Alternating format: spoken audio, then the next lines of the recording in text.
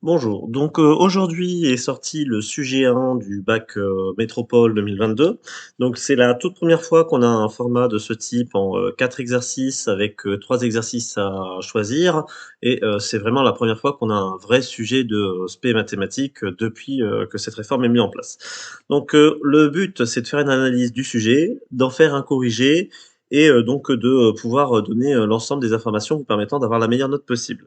On peut supposer, au vu du SEGIE de Polynésie 2022 sorti la semaine dernière, que le sujet 2 qui sortira demain aura énormément de ressemblances avec ce sujet numéro 1.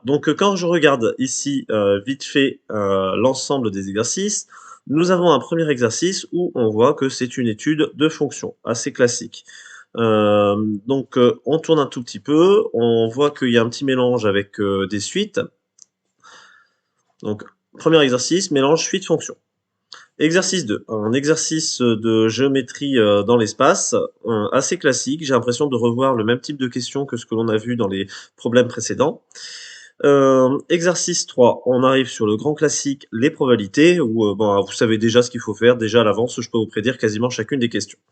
L'exercice 4, un QCM, noté sur 7 points à 6 questions. Encore une fois, il faut m'expliquer pourquoi on fait un QCM à 6 questions notées sur 7 points.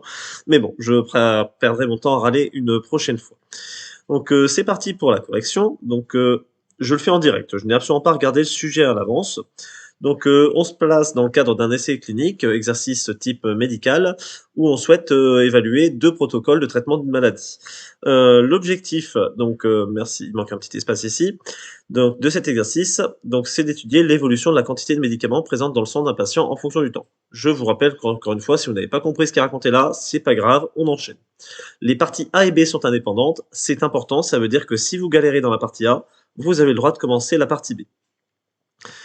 Premier protocole, vous avez un médicament sous forme de comprimé, blablabla. Vous avez une fonction définie sur intervalle 0,10 par f de t égale 3t exponentielle moins 0,5t plus 1, où t désigne le temps exprimé en heures. Surlignez bien ici le mot heure pour bien savoir ce que représente t. On admet que f est dérivable, on note f' sa fonction dérivée, montrer que pour tout nombre vrai t, f' de t est égal ceci. Vous repérez que la fonction f est de la forme u fois v, avec u est égal à 3t et v égale exponentielle moins 0,5t plus 1. La dérivée de 3t, c'est 3. La dérivée d'exponentielle moins 0,5t plus 1, c'est une exponentielle de u. Vous mettez le u' devant, moins 0,5 exponentielle moins 0,5t plus 1. Vous appliquez bêtement la formule. Je vous rappelle f' égale u'v plus v'u. Je me contente de remplacer. Immédiatement, sans trop réfléchir, vous factorisez par l'exponentielle. Et vous terminez en simplifiant vite fait ce qu'il y a dans les parenthèses, ce qui vous donne ce résultat-ci. Alors on regarde par rapport à la réponse qui est attendue. Alors l'exponentielle en facteur, très bien. Alors les parenthèses, c'est pas exactement ça, mais vous avez un facteur 3 en premier. Là ici, j'ai juste une factorisation par 3 à faire pour avoir le bon résultat. Vous avez le droit d'y aller un tout petit peu au bluff en passant directement à la factorisation qui vous est demandée. On vous demande d'en déduire le tableau de variation de la fonction f sur intervalle 0,10. Tout va bien. Une exponentielle, c'est positive. Le 3, c'est positif. Il faut juste étudier le signe de ce truc-là. Vous pouvez faire une ligne où vous résumez le 3 exponentiel en disant que c'est toujours positif. Le 1 moins 0,5t, on va considérer qu'il est trivial que pour t égale 2, vous avez 1 moins 0,5t qui fait 0. C'est une fonction affine décroissante, donc d'abord positive puis négative. Avec votre calculatrice, vous pouvez vous rassurer. Vous en déduisez le signe de f' rapidement et donc les variations de f. On peut se demander s'il y a pertinence à remplir ici les différentes valeurs, calculer f de 0, f de 2, f de 10. Je considère que la question C me répond un petit peu à cette question. À la question C, on vous demande, selon cette modélisation, au bout de combien de temps la quantité du médicament présente dans le sang du patient sera-t-elle maximale? Quelle est alors cette quantité maximale? À l'aide du tableau de variation, vous voyez bien que ce maximum est atteint pour t égale 2. Donc on se rappelle que t est en heures. Donc la quantité du médicament présent dans le sang de patient sera maximale au bout de 2 heures. Elle sera égale à f de 2. Vous calculez f de 2 et vous n'oubliez pas l'unité de la réponse. Donc on retourne un petit peu dans l'énoncé pour se rappeler en quoi est exprimée cette quantité. Dans l'énoncé, c'est indiqué qu'elle est exprimée en milligrammes. Donc elle sera égale à 6 milligrammes. Question 2a. À peine je lis le début de l'énoncé que l'on sent tout de suite le théorème des valeurs intermédiaires avec une équation dont on vous demande une unique solution sur l'intervalle 0,2, de prouver qu'il n'y a qu'une unique solution. Je vous rappelle la rédaction du théorème des valeurs intermédiaires. Alors, rédaction, l'une des rédactions possibles. La condition indispensable est de rappeler que la fonction est continue. Alors là, ici, c'est seulement sur l'intervalle 0,2 que nous travaillons. Donc, elle est continue en tant que produit de composés de fonctions continues. On peut accepter la phrase est continue car on sait qu'elle est dérivable, même si c'est un contresens mathématique de parler de la continuité après la dérivabilité au niveau démonstration. Elle est continue et strictement croissante. Donc, il faut préciser que vous connaissez son sens d'ovulation. Et donc, si jamais vous oubliez de préciser la raison de pourquoi est-ce qu'elle est continue, c'est pas grave, normalement, ça ne devrait pas être trop sanctionné. Il faut préciser donc que, en plus d'être continue strictement croissante sur cet intervalle-là, quelles sont les valeurs par lesquelles elle passe. Alors, je sais que ça va jusqu'à 6. Par contre, je n'ai pas calculé f de 0. Je répare ça rapidement. Vous trouvez assez rapidement f de 0 égale 0, donc ça veut dire que votre fonction a ces valeurs qui vont aller de 0 à 6.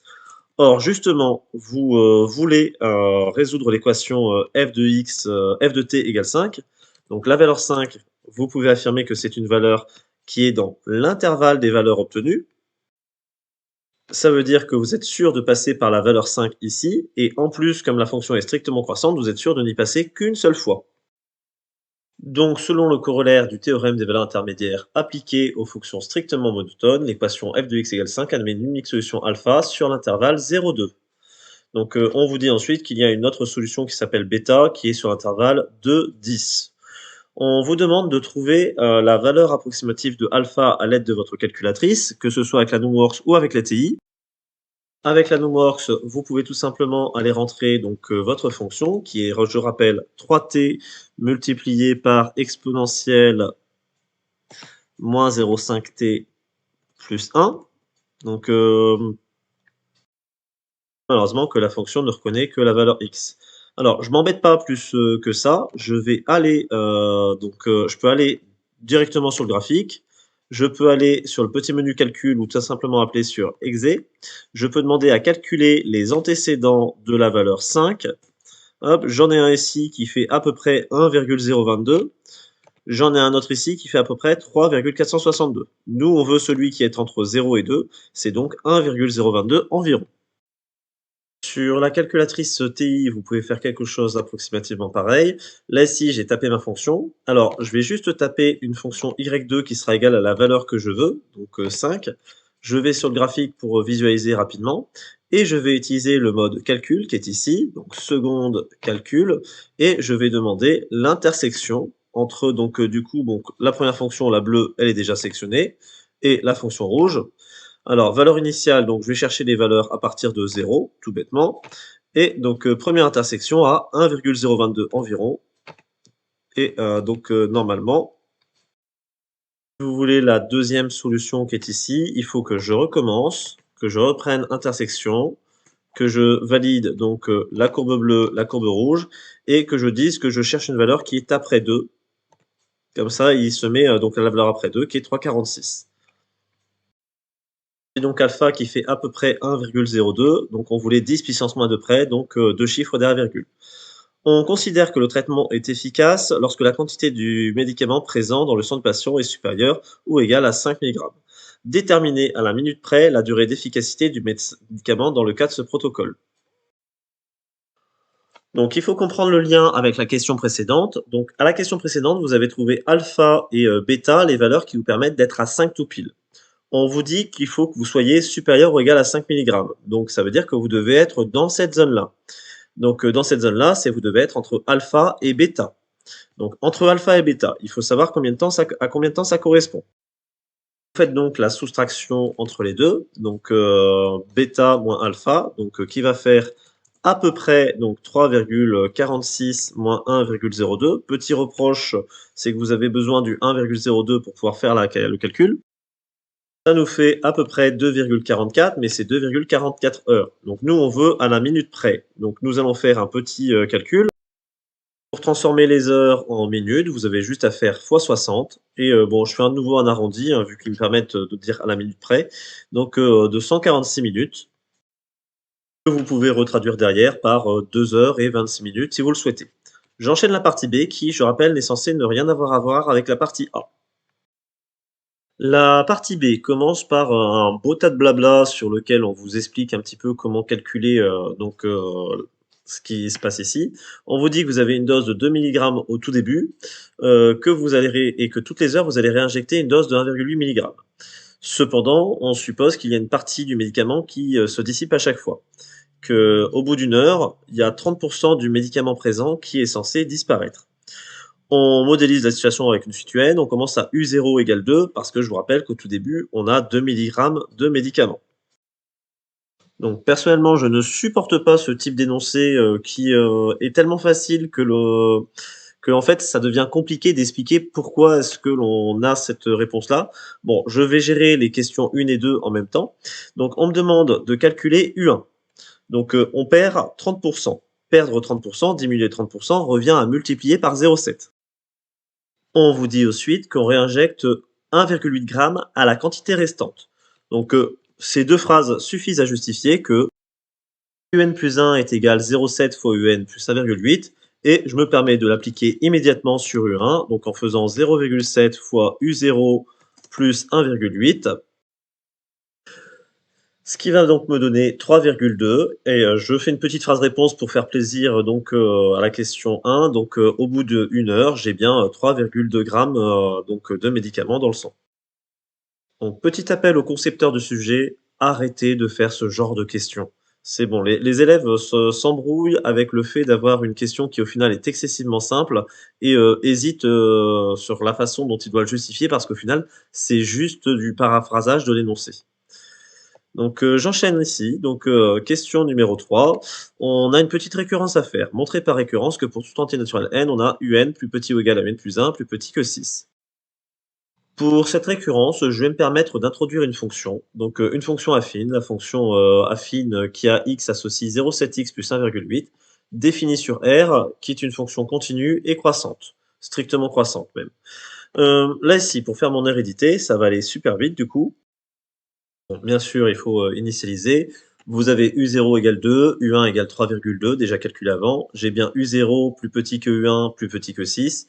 L'inégalité est vérifiée pour n égale 0. J'enchaîne avec l'hérédité. Je vous rappelle que je pars d'une hypothèse de récurrence. Je suppose qu'il existe un certain n entier naturel tel que un plus petit que n plus 1 plus petit que 6. Donc dans ce cas-là, vous avez le droit de dire que f de un va être plus petit que f de un plus 1, va être lui-même plus petit que f de 6. Pourquoi j'ai le droit de faire ça? Tout simplement parce que j'ai utilisé une fonction f qui est croissante. Or, vous savez que f de un, c'est un plus 1. Vous savez que f de un plus 1, c'est un plus 2.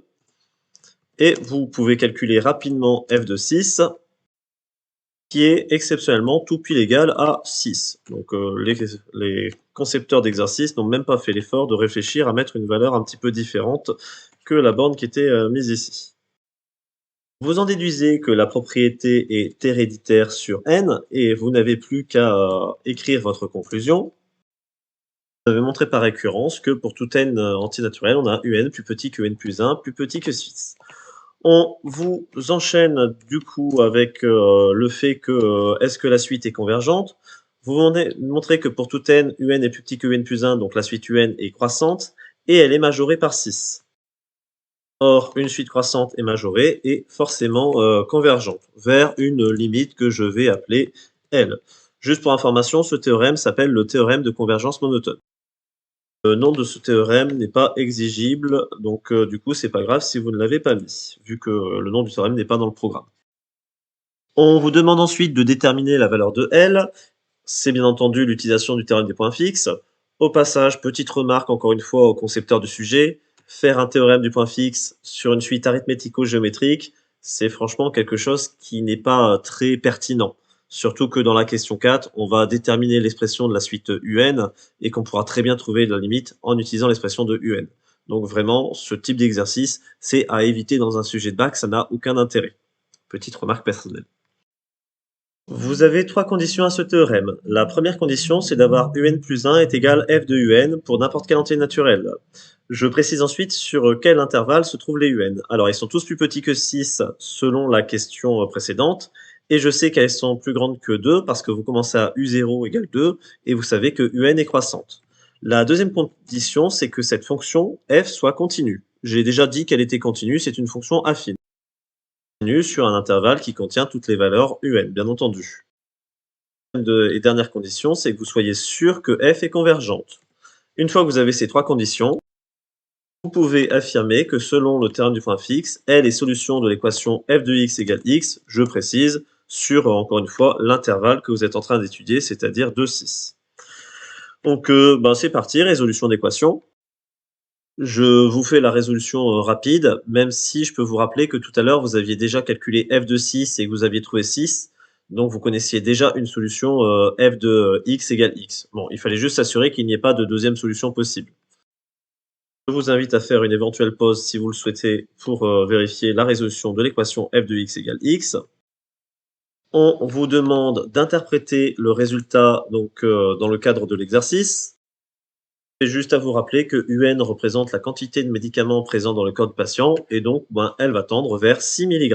Terminé pour la question 3. J'enchaîne avec la question 4. On me demande de montrer qu'une suite VN, suite intermédiaire, est une suite géométrique. Donc vous savez que la méthode est d'étudier Vn plus 1 et de réussir à l'écrire sous la forme quelque chose soit Vn. Alors Vn plus 1, je remplace, c'est égal à 6 moins Un plus 1. Un plus 1, je connais sa formule. 6, donc moins Un plus 1, je vais la chercher, c'est 0,7 Un plus 1,8. Vous simplifiez un tout petit peu, donc moins 0,7 Un plus 4,2. Et donc là, ici, en plus, on vous annonce la raison voulue, donc vous factorisez par 0,7. 0,7 Un, moins Un, plus 4,2 divisé par 0,7, si vous voulez le petit détail. Le 4,2 sur 0,7 vous donne 6, et vous retrouvez avec 0,7 facteur de 6 moins Un, c'est-à-dire 0,7 facteur de Vn. Conclusion, N est bien géométrique de raison 0,7 et de premier terme V0 qui est égal à 6 moins U0, 6 moins 2, qui fait 4. Vous enchaînez avec les questions suivantes à toute vitesse, vu que c'est toujours la même chose. N étant géométrique, on vous demande l'expression de Vn en fonction de n. Donc l'expression de Vn en fonction de n, vous partez de V0. Vu qu'elle est géométrique, vous multipliez à chaque fois par la raison que je note Q, et donc du coup, vous allez devoir le faire n fois. Vous remplacez les valeurs, c'est-à-dire 4 pour V0, la raison c'est 0,7, puissance n. Terminé pour Vn.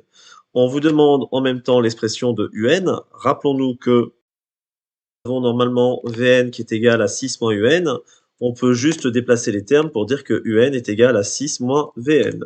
Et c'est-à-dire en remplaçant que pour n'importe quel entier naturel n, vous avez Un qui est égal à 6 moins 4 fois 0,7 puissance n. Vous pourriez de nouveau recalculer la limite. 0,7 puissance n, nombre entre moins 1 et 1, ça va vers 0 quand vous le mettez à la puissance n. Fois 4, ça fait 0. 6 moins 0, la limite 6 est confirmée. On a une question assez classique. On vous dit qu'on arrêtera les injections lorsque la quantité de médicaments présente dans le sang du patient est supérieure ou égale à 5,5 mg. Donc, c'est-à-dire que vous voulez résoudre le problème UN supérieur ou égal à 5,5 mg. Donc, équation classique, vous déplacez le 6 de l'autre côté, vous divisez par moins 4. Je le fais assez rapidement. Donc, à un moment, je divise par moins 4, donc attention, division par un négatif, du coup, vous inversez le sens. Vous avez ici une puissance n dont vous voulez vous débarrasser. Vous connaissez la technique, il suffit d'utiliser un logarithme. Le logarithme de 0,7 puissance n sera inférieur à ln de 0,125. Je vous invite à faire un petit commentaire comme quoi vous avez le droit de faire ça, car vous savez que logarithme est une fonction strictement croissante et donc qu'elle conserve l'ordre. Donc, petit commentaire juste pour montrer que vous avez justifié les choses. Pourquoi on utilise un logarithme? Parce que le logarithme nous permet de passer la puissance devant. Donc vous avez n fois ln de 0,7 qui sera inférieur ou égal à ln de 0,125. Vous n'avez plus qu'à faire une petite division. Donc cette petite division, donc je divise donc, par ln de 0,7. Attention, ln de 0,7 est un nombre négatif. Donc sa division provoque de nouveau un changement d'ordre. Vous regardez vite fait ln de 0,125 sur ln de 0,7 sur votre calculatrice ce que ça donne. Je trouve à peu près 5,83, mais je me rappelle que je travaille sur l'ensemble des entiers naturels. Donc du coup, pour être supérieur à 5,83, donc c'est à partir de 6 que ça fonctionne. Je répète, je sais que je travaille sur n, c'est ça qui m'autorise à rester en équivalence. Je fais une petite phrase réponse. Nous effectuerons un maximum de 6 injections avec ce protocole. On peut faire une petite vérification pour se rassurer avec la NumWorks, donc en utilisant le module suite. Donc dans le module suite, vous allez rentrer donc la suite sous la forme un plus 1. Donc je rappelle 0,7n plus 1,8 de mémoire. Vous mettez U0 égale 2 et vous allez dans le tableau. Donc je vois que ici, c'est bien à partir de n égale 6 que j'ai dépassé le 5,5. Terminé pour cet exercice. Nous enchaînons avec un exercice 2, exercice donc, de géométrie dans l'espace, où on vous donne très peu d'informations. On vous donne donc du coup un repère orthonormé, un point A avec ses coordonnées et une droite dont vous connaissez une représentation paramétrique. On vous dit dès le départ que A n'appartient pas à la droite D. C'est très gentil de vous le préciser. On vous demande donc juste de la lecture, les coordonnées d'un vecteur directeur de la droite D. Je n'ai strictement pas à justifier, la droite D est ici, j'ai un vecteur directeur de -1, 2. On vous demande de vérifier qu'un point B, donc pour des coordonnées données, donc -1, 3, 0, appartient à la droite D. Alors, deux méthodes. Soit vous résolvez une équation et vous cherchez la valeur de t, donc soit vous pouvez essayer de vous dire, ben tiens, quel t suffirait pour que vous ayez ce point-là. Donc ben là ici, je vois 1 plus 2t, ben je me dis je dois faire 1 moins 2, ben si je prends t égale -1, ça suffit. Donc très rapidement, pour répondre à cet exercice en mode tick back, je vais dire pour t égale -1, le calcul des coordonnées x, y, z en utilisant les équations qui sont là. Donc remplaçant t par -1, je trouve -1, 3, 0, ce qui correspond aux coordonnées du point B. Ça confirme que B appartient à D. Bon, si jamais vous n'avez pas trouvé la valeur de t de cette manière-là aussi évidente, vous pouvez tout simplement résoudre les équations. Donc 1 plus 2t pour réussir à avoir -1, 2 moins t pour réussir à avoir 3, 2 plus 2t pour réussir à avoir 0. Bon, là ici, ce sont des équations assez faciles. Vous trouvez t avec la première équation et vous vérifiez juste qu'il n'y a pas de contradiction avec les deux autres. Et ce sera terminé. Donc là ici, normalement, ce n'est pas utile. Je vais passer directement à la question C. On me demande un produit scalaire, c'est rapide. J'ai juste besoin des coordonnées du vecteur AB, donc de A vers B, de -1 vers -1. Bon, donc du coup, ici, j'ai 0. De 1 jusqu'à 3, j'ai plus 2. De 3 jusqu'à 0, j'ai -3. Coordonnées du vecteur AB, c'est fait. Donc maintenant, pour faire le produit scalaire, donc vous devez faire AB scalaire U, donc 0 fois 2, j'ai pris le x de AB fois le x de U, plus 2 fois -1, plus -3 fois 2. Vous calculez ceci, donc 0, -2, -6, c'est égal à -8. Terminé pour cette question. Question numéro 2. Cette fois-ci, on se concentre sur un plan. On vous donne un plan qui passe par le point A, vous connaissez un point, qui doit être orthogonal à la droite D. Donc je passe les questions suivantes pour le moment. On vous dit que vous souhaitez montrer que le plan P admet une équation cartésienne 2x moins y plus 2z moins 3 égale 0. Donc déjà, les petits rappels. L'équation cartésienne de plan, c'est bien de la forme ax plus by plus cz plus d égale 0. Avec précision, le vecteur constitué de A, B et C, qui sont du coup les coordonnées d'un vecteur normal au plan. Un vecteur normal au plan, justement j'en connais un parce que l'on vous dit que ce plan doit être orthogonal à la droite D. La droite D est orthogonale au plan P. La droite D est dirigée par le vecteur U qu'on avait donné ici. Donc le vecteur U est un vecteur normal au plan. J'ai donc le droit, pour le petit a, petit b, petit c, de remplacer par 2 moins 1, 2. 2x moins y plus 2z plus d égale 0. Il me manque juste le petit d. Or, vous savez que vous avez un point sur ce plan. Vous savez que le point A, il est sur ce plan.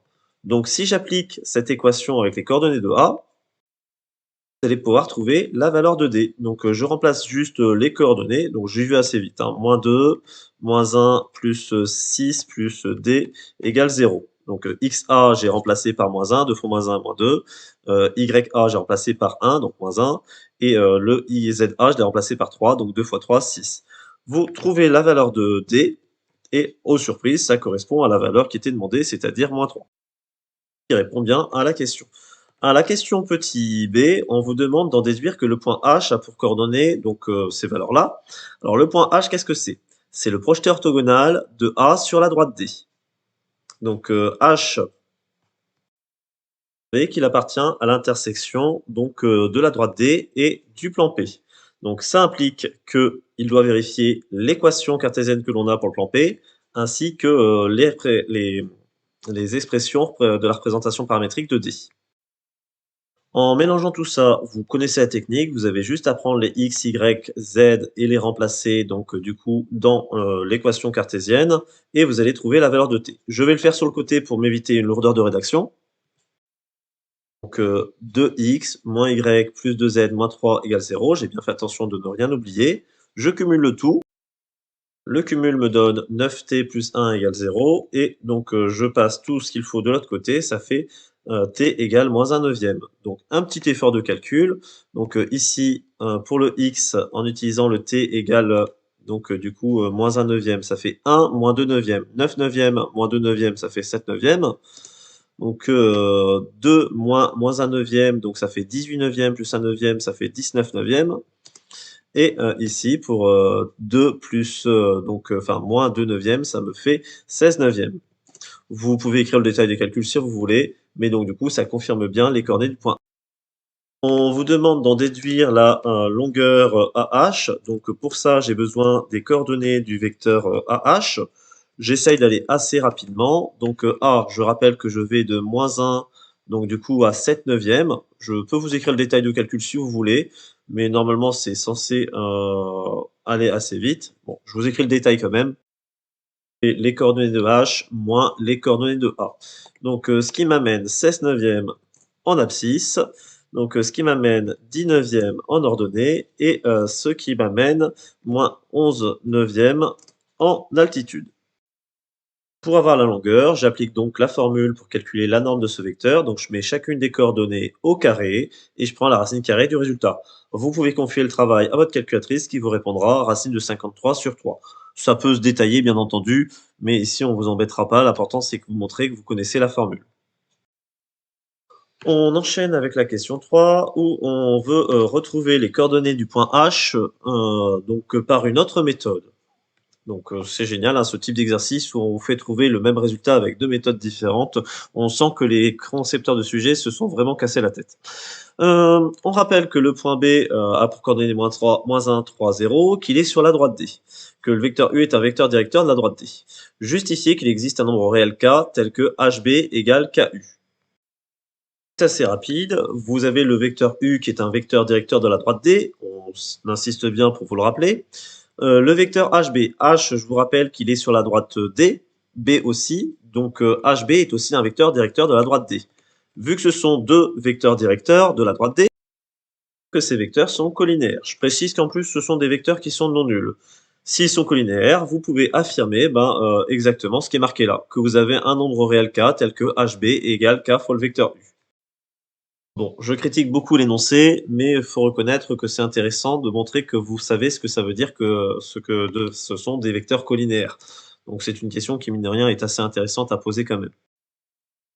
La question suivante, donc il faut avoir la bonne idée pour savoir le faire. Si vous n'avez pas vu la démonstration en cours, c'est un petit peu difficile d'y penser. Je vais reprendre cette égalité qui est ici. Je vais appliquer le produit scalaire par U à droite de chacun des vecteurs. Donc là ici, en fait, il faut penser aux normes de U carré qui est égal à U scalaire U. Je vais faire apparaître donc du coup, alors moi je voudrais voir le vecteur AB. Je sais que HB, je peux le décomposer en deux parties. Je vais le décomposer en HA plus AB. J'en profite pour remplacer le U scalaire U par norme de U carré. Alors là ici, vous avez le droit d'utiliser la distributivité. Et il reste une dernière étape. Alors, vous avez le AB scalaire U qui vous intéresse bien, mais vous avez le HA scalaire U, vous vous demandez où est-ce qu'il va passer. Alors, rappelez-vous ce que c'est que U. U, c'est un vecteur directeur de la droite D qui est orthogonale au plan P. H et A, Ce sont 2 points qui sont sur le plan P. Donc vous avez le droit de dire que le vecteur U, il est forcément orthogonal au vecteur HA. Si c'est le cas, vous avez le droit de dire que le produit scalaire est égal à 0. Vous n'avez plus qu'à faire la division qui est demandée. Donc vous voulez avoir K tout seul. Donc je vais avoir K qui est égal à AB scalaire U divisé par la norme de U au carré. À la question C, on vous demande donc quelques petits calculs. Donc on veut d'abord trouver la valeur du RLK. Alors AB scalaire U, il me semble qu'on l'a déjà calculé à une question précédente. C'est bien le cas. Et d'ailleurs, on avait trouvé la valeur moins 8. Donc c'était dans la question 1. La norme du vecteur U, je peux me permettre de la calculer rapidement.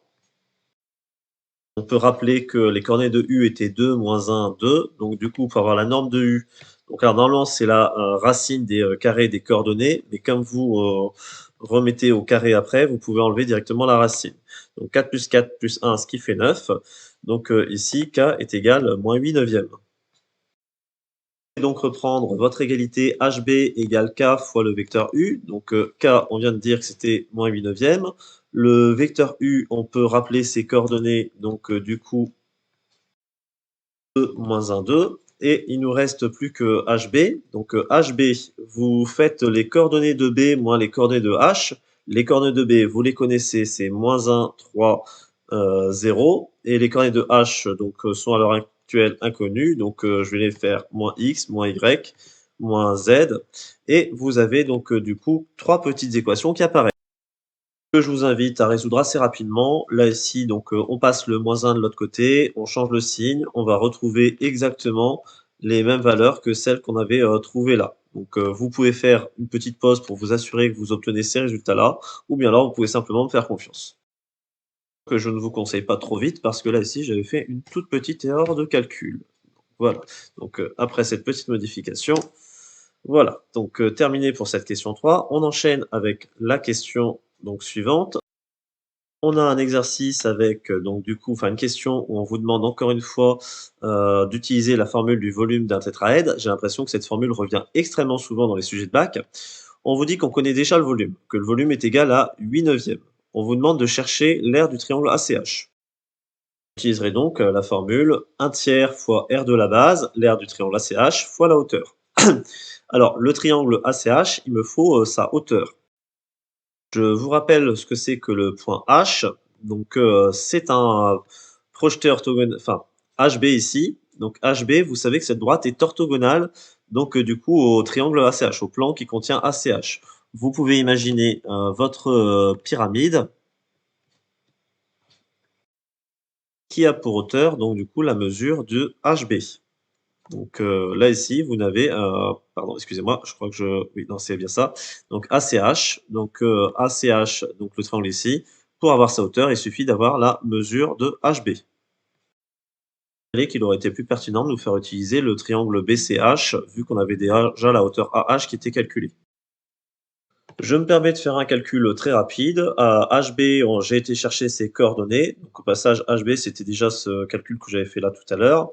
Donc, je trouve 8 tiers et je n'ai plus qu'à faire une petite équation. Je trouve que l'aire du triangle ACH, donc si j'ai pas fait d'erreur de calcul, est égal à une unité d'aire. Cet exercice de géométrie dans l'espace, c'est terminé. Bon, personnellement, je le trouve assez difficile par rapport aux exercices qu'on a déjà pu voir les années précédentes. Donc, je pense pas que beaucoup d'élèves auront pris le risque de faire celui-ci, sachant qu'ils avaient le choix entre 3 exercices. Je pense que la majorité ont dû plus se jeter sur l'exercice 3 et les probabilités, ce que l'on va faire tout de suite. Vous avez comme d'habitude un exercice avec un arbre de probabilité. Bon, ça, ils sont super gentils, c'est qu'ils vous ont déjà fait l'arbre et que du coup, vous pouvez pas vous tromper sur la façon de répartir vos étages. Donc alors, un stage suivi par 25% des salariés. 52% des salariés sont des femmes. Donc là ici, F femme, donc F bar pas femme, donc 52% ici, 48% ici. On me dit parmi lesquels 40% suivent le stage. Donc 40% ici, 60% ici, et là ici c'est sympa, ils vous mettent même pas les petits points, comme ça vous savez que vous n'avez rien à mettre. Donc j'ai même pas réfléchi à l'exercice, j'ai tout de suite complété l'arbre de probabilité qu'on vous demande en question B de recopier de toute manière. Donc ça ici c'est la réponse à la question 1B. Je me suis précipité à le faire parce que je sais que ça m'aide dans tous les cas à mieux visualiser le problème. En question 1A, on me demande la probabilité de l'événement S. Question très bête, hein. L'objectif, c'est juste de voir si vous avez lu. La probabilité de l'événement S, la probabilité le salarié interrogé a suivi le stage, vous avez 25% des salariés qui ont suivi le stage, donc tout bêtement, 1A, P de S, donc correspondant à 25%, 0,25. Donc on arrive à la question 1C. Démontrer que la probabilité que la personne interrogée soit une femme ayant suivi le stage est égale à 0,208. On vous demande donc une femme qui a suivi le stage. Donc F inter S, 0,52 fois 0,4. On vous demandera un petit effort pour respecter les notations. Probabilité de F inter S égale la probabilité de F fois la probabilité de S sachant F. Donc question petit c terminée. On enchaîne avec la petite d. Donc on sait que la personne interrogée a suivi le stage. Donc je sais que j'ai une personne qui a suivi le stage. Je veux la probabilité que ce soit une femme. Je connais cette formule, donc j'utilise la probabilité de l'intersection, donc F inter S, sur l'ensemble des personnes qui ont suivi le stage. Donc j'applique tout bêtement la formule 0,208 divisé par 0,25, ce qui fait, petit effort de calcul mental, 0,832. Vous remarquez que je ne fais pas de phrase-réponse, je compte sur vous pour en avoir fait sur ce type d'exercice. Alors, le directeur affirme que parmi les hommes salariés de l'entreprise, moins de 10% ont suivi le stage. Parmi les hommes, c'est par ici, moins de 10% auraient suivi le stage. Donc là, ici, il est en train de dire que ce nombre-là est plus petit que 0,10. Donc en gros, il faut que vous cherchiez ce nombre-là, la probabilité de S sachant F bar. Donc je vous rappelle que vous connaissez P de S qui est égal à 0,25. S que vous pouvez avoir de deux manières. De cette manière-là, que vous avez déjà calculé, qui faisait 0,208, mais pour arriver à 0,25, il va me manquer une petite partie. Donc c'est ce que l'on fait avec la formule des probabilités totales. Donc S s'obtient soit avec F, soit avec F bar. Vous connaissez quelques valeurs que vous remplacez. P de S 0,25, P de F inter S 0,208, plus la probabilité intermédiaire bar inter S. Je vous épargne le calcul, hein, c'est une simple soustraction. Vous trouvez P de F, F bar inter S qui sera du coup égal à 0,042. C'est ce qui manque. Donc ce n'est pas exactement ce que je cherche. Là ici, 0,042, c'est le résultat de la branche complète, F bar inter S. Vous réutilisez la même formule qu'à la question 1D. Si vous savez d'avance que vous travaillez avec les hommes, donc du coup vous êtes sur P de F bar. Donc en haut, vous avez la probabilité de F bar inter S. Vous faites le calcul, 0,042 divisé par 0,48 et vous calculez ce que cela donne sur 0,0875, donc c'est-à-dire 8,75%. Donc l'affirmation du directeur est correcte. Une première partie, arbre de probabilité classique, donc qui n'était pas forcément très difficile. Donc on sent quand même que cet exercice de probabilité ne va pas être très long et je pense vraiment que là, ici, c'était l'exercice sur lequel vous aviez des points à gagner. Donc question numéro 2. Donc on note une variable aléatoire qui a un échantillon de 20 salariés de cette entreprise, associe le nombre de salariés ayant suivi le stage. On suppose que l'effectif de salariés de l'entreprise est suffisamment important pour assimiler ce choix à un tirage avec remise, déterminé en justifiant la loi de probabilité suivie par la variable aléatoire x. Petite phrase que vous connaissez quasiment par cœur. Vous assimilez l'expérience à un schéma de Bernoulli de 20 épreuves identiques et indépendantes. Indépendantes parce qu'on vous dit tirage avec remise, donc c'est-à-dire les conditions ne changent pas. Schéma de Bernoulli parce que du coup vous avez que deux choix, soit il a suivi le stage, soit il ne l'a pas suivi. On considère que les salariés ayant suivi le stage, ce sont les succès. Et on vous dit bien que notre variable aléatoire x correspond au nombre de succès. Je peux donc dire que x suit donc une loi binomiale. Paramètre n égale 20, donc ça c'est dénoncé. Et là ils sont pas sympas parce qu'ils vous donnent pas la valeur de P, ils vous la rappellent pas, mais je vais aller la rechercher. La probabilité qu'un salarié a suivi le stage, je vous rappelle qu'elle est donnée au tout début, elle était de 0,25. Donc P est égal 0,25.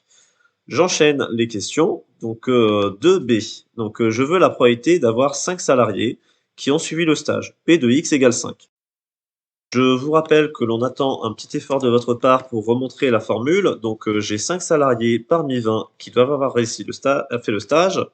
Donc 25% de chance qu'ils aient fait le stage, j'en ai 5. et ça veut dire que les autres donc n'ont pas fait le stage. Probabilité de l'échec 0,75, puissance, alors 20 moins 5, il me reste 15 personnes. Je vais juste utiliser la calculatrice pour avoir cette valeur approchée. Donc je vous rappelle de l'avoir sur votre calculatrice. Donc j'ai utilisé la boîte à outils. Donc j'ai utilisé probabilité, dénombrement. Donc là ici je mets mon 5 parmi 20 que je multiplie par mon 0,25 puissance 5 que je multiplie par mon 0,75 puissance 15. Vous avez le résultat. Je vous rappelle que vous pouvez utiliser boîte à outils. Donc dans la boîte à outils, loi de probabilité, loi binomiale, binôme PDF, donc avec du coup 5 succès parmi 20 avec une probabilité de 0,25 qui vous confirme le résultat. Donc vous pouvez utiliser le mode de probabilité, mais je vous l'ai assez montré. J'enchaîne avec la question petit c. Donc question petit c, on a un programme. Alors, où on définit une fonction qui démarre à p égale 0. On me fait une boucle qui va se répéter de 0 jusqu'à k. Et on me dit qu'à chaque fois, je vais additionner binomial, I 20, 0,25. 20, c'est votre nombre d'épreuves, 0,25, la probabilité du succès, et donc I, le nombre de réussites. On commence à 0, donc là ici, c'est la probabilité d'avoir 0 succès, puis après, on continue avec la probabilité d'avoir un succès, plus la probabilité d'avoir 2 succès, etc., jusqu'à la valeur K. Attention, le range ici s'arrête un pas avant la valeur qui est indiquée. Donc ici, je comprends assez vite ce que ça fait.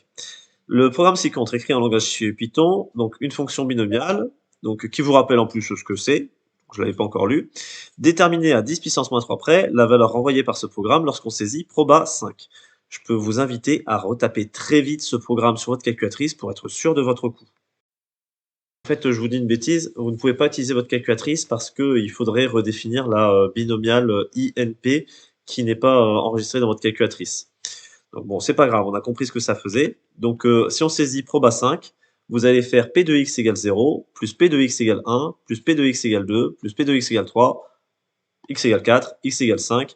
Et donc en fait, là ici, ce que ça va vous donner dans cette question C, ça va vous donner la probabilité de x inférieur à 5, inférieur ou égal à 5, que vous pouvez demander à votre calculatrice. Je vais utiliser directement le mode probabilité pour aller plus vite. Probabilité, loi binomiale, 20 répétitions, probabilité de 0,25. Je veux, donc je suis déjà sur un P de x inférieur ou égal, et je trouve donc du coup à peu près 0,617. Je fais une petite phrase réponse. Probabilité d'avoir un maximum 5 salariés parmi les 20 qui suivent ce stage est d'environ 0,617. On me demande en petit d une nouvelle probabilité. Donc on vous demande la probabilité de x au moins 6 salariés, donc supérieur ou égal à 6. Voilà, ça c'est assez facile à calculer parce que du coup c'est le contraire de x strictement inférieur à 6. Donc et du coup vous enlevez p de x inférieur ou égal à 5. Donc après, vous pouvez très bien utiliser votre calculatrice si vous avez une Numworks pour trouver ça rapidement. Donc du coup, ça fait à peu près donc 1 moins 0,617, ce qui fait à peu près 0,383. On arrive sur la dernière question. On insiste bien sur le fait qu'elle est indépendante des questions 1 et 2. Pour inciter les salariés à suivre le stage, l'entreprise a décidé d'augmenter les salaires des salariés ayant suivi le stage de 5% contre 2% pour les autres. Bon, on est augmenté, c'est déjà pas mal. Quel est le pourcentage moyen d'augmentation des salaires dans cette entreprise dans ces conditions? Vous avez deux augmentations possibles. Vous avez l'augmentation de 5% pour ceux qui ont suivi le stage. Je vous rappelle que 25% ont suivi le stage. Donc ceux qui n'ont pas suivi le stage, les 75% restants, donc ont une augmentation de 2%. C'est en fait une espèce de calcul d'espérance. Vous allez faire 5 fois 0,25 plus 2 fois 0,75. Vous faites le calcul. Vous trouvez le résultat. L'augmentation moyenne est de 2,75%. Donc je n'ai plus maintenant qu'un seul exercice, celui qu'à mon avis vous avez dû faire peut-être en premier. Un questionnaire à choix multiples, aucune justification demandée, 6 questions indépendantes, donc normalement on va pouvoir aller assez rapidement. Donc un QCM, normalement vous devriez être capable de le faire en à peine un quart d'heure, en utilisant votre calculatrice. Première question, on vous donne une fonction f, on vous dit qu'il y aurait une asymptote. Alors, donc ici, vous avez une proposition d'asymptote x égale moins 2. Ce serait une asymptote verticale. Ça, c'est possible pour ce type de fonction que s'il y a une valeur interdite. X carré plus 1, c'est jamais égal à 0. Il n'y a pas de valeur interdite. X égale moins 2, vous oubliez. Les asymptotes horizontales, y égale, donc dépendent de la limite en l'infini. En l'infini, donc vous savez que vous regardez le monôme de plus haut degré. Vous avez moins 2x carré en haut, x carré en bas, vous simplifiez, ça fait moins 2. La limite en l'infini, ça fait moins 2. C'est une asymptote horizontale, y égale moins 2. Réponse C. J'espère que vous avez utilisé votre calculatrice pour vérifier le résultat. Donc dans le résultat, vous regardez vite fait le graphique. C'est assez visuel. Donc là, ici, je vais faire un petit zoom arrière pour bien le voir. Donc vous voyez que ici, vous avez une position assez droite, y égale, et le y égale est à la hauteur de moins 2. Donc vous pouvez rezoomer ici pour vérifier que ici, c'est bien à moins 2 que vous êtes. Alors je peux me placer sur l'option naviguer. Comme ça, vous allez bien le voir. Donc, c'est bien au niveau de moins 2 que j'ai l'air de me diriger. Donc, question terminée. Numéro 2. On vous demande de rechercher une primitive de x exponentielle x carré. Et pas n'importe laquelle, une primitive qui va vérifier f de 0 égale 1.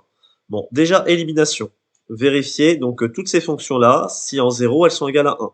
Donc là, ici, f de 0, ça fait 0. On élimine. F de 0 ici, donc ça fait 1 demi exponentielle de 0, 1 demi fois 1, donc ça fait 1 demi, on élimine, c'est pas bon.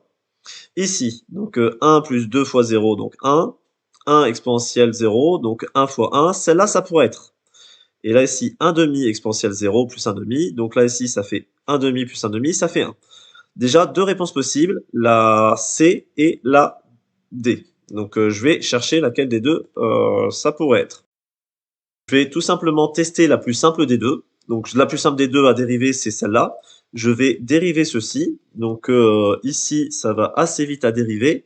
Vous avez une forme 1 demi fois une exponentielle de u. L'exponentielle de u, c'est u' fois exponentielle u. Donc u', vous avez 2x, la dérivée de x carré. Donc fois exponentielle x carré plus la dérivée de 1 demi, ça fait 0. Donc 1 demi fois 2, ça simplifie, ça fait 1. Donc du coup, vous avez plus que le x exponentielle x carré. Donc du coup, la dérivée de celle-là, c'est bien celle-là. Et vous le savez qu'il y a une seule réponse possible dans ce type de problème. Donc du coup, réponse D. Donc c'est validé. Question 3. Attention, un graphique. Ce graphique représente la fonction dérivée f'. On vous pose des questions sur la concavité-convexité de f. Je vous rappelle que f est convexe si f' est croissante, concave si f' est décroissante. Alors, donc là ici, rapidement, concave sur 0 plus l'infini. Alors, ça voudrait dire que ce serait toujours la même chose. Alors, elle est d'abord croissante puis décroissante, c'est pas bon. Donc du coup, celle-là, j'élimine aussi. Croissante, elle est au moins convexe jusque-là, mais après, elle devient concave. Donc du coup, c'est pas celle-là. Convexe sur 0,2. Convexe sur 0,2, ok. Sur 0,2, f' est croissante, donc f est convexe. Convexe sur 2 plus l'infini, non. Sur 2 plus l'infini, vous voyez qu'il y a un changement de variation, donc du coup, elle est d'abord convexe, puis concave. La seule réponse acceptée est la réponse C. J'enchaîne avec, du coup, alors je suis un peu surpris, du coup, une deuxième question sur une primitive. On vous parle des variations des primitives. Alors, variation, il faut dériver. Mais si vous dérivez une primitive, vous retrouvez la fonction de départ. Donc ça veut dire que pour avoir les variations de la primitive, il suffit de regarder le signe de la fonction de départ. Cette fonction est positive.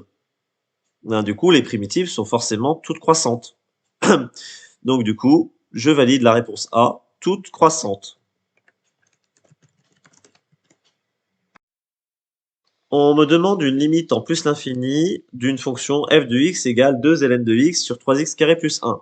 C'est une forme indéterminée, c'est du plus l'infini sur plus l'infini. Alors, donc, on essaye de ne pas se faire avoir. Alors, vous savez en gros que ln de x, c'est une fonction entre guillemets faible, que c'est x carré qui va prendre la décision. Donc, du coup, c'est le dénominateur qui va tendre vers un infini beaucoup plus grand. Donc, déjà, rien qu'avec ce principe, vous savez que la limite, c'est 0. Vous pouvez vérifier sur votre calculatrice. Regardez vite fait le graphique. Donc là, ici, je vais aller me régler sur mes axes en auto. Et donc, du coup, alors là, ici, j'ai l'impression d'avoir une limite qui a l'air de tendre vers un nombre précis. Mais attention, n'hésitons pas à faire un petit zoom arrière pour être sûr de notre coup. Et là, ici, on voit que ça a l'air quand même finalement d'aller très bas. Alors, vous pouvez vous déplacer pour aller vérifier un peu le curseur. Vous voyez le Y qui va ici. Donc, vous voyez que le Y va bien vers 0. D'accord? Donc, ça descend de plus en plus. Limite 0. Si jamais vous avez la question en dehors d'un QCM, voici la méthode. Vous factorisez tout simplement par x carré le dénominateur. Donc comme ça, vous faites apparaître le ln de x sur x carré. Votre croissance comparée, vous savez que c'est x carré qui l'emporte. Donc ça va vers 0. Les autres facteurs, 2 au numérateur, 3 plus 1 sur x carré ici. Donc ça va vers 0. 3 plus 0. Donc 2 sur 3 fois 0, ça nous fait bien 0. Donc ici, réponse attendue, la réponse D. Donc, il nous reste plus qu'une question. Donc, on cherche un nombre de solutions de exponentielle de x plus exponentielle x moins 12. Je ne me pose même pas de questions. Je sais que j'ai le droit à ma calculatrice. Rapidement la fonction. Je vais voir le graphique. Et alors là, ici, le graphique. Alors, en auto. Alors, j'ai l'air d'avoir qu'une seule solution. Donc, bon, en auto, normalement, il est censé vous les montrer tous. Si jamais vous avez un doute, un petit zoom arrière pour vérifier un peu ce que fait la fonction. Alors, elle a l'air de remonter un petit peu ici éventuellement, mais elle reste donc du coup du côté négatif. Vous pouvez aussi utiliser le solver ou vous pouvez, quand vous êtes sur le mode fonction, donc quand vous êtes sur le graphique, vous pouvez calculer et demander à chercher les zéros. Donc il y en a un ici pour 1, 0, 9 et quelques. Et si j'appuie sur la touche gauche, il m'en trouve pas. Sur la touche droite, il m'en trouve pas. Donc il n'y en a bien qu'une seule. Et la méthode pour faire ce genre d'exercice, vous posez grand X égale exponentielle X, qui vous permet d'avoir x carré plus x moins 12 égale 0. Vous cherchez donc votre discriminant delta que vous connaissez bien. Tiens, c'est rigolo, c'est vrai qu'on n'a pas eu beaucoup de second degré dans, dans ce sujet. Donc très rapidement, vous allez trouver que ça fait 49. Donc il est positif, du coup, vous avez deux solutions pour x.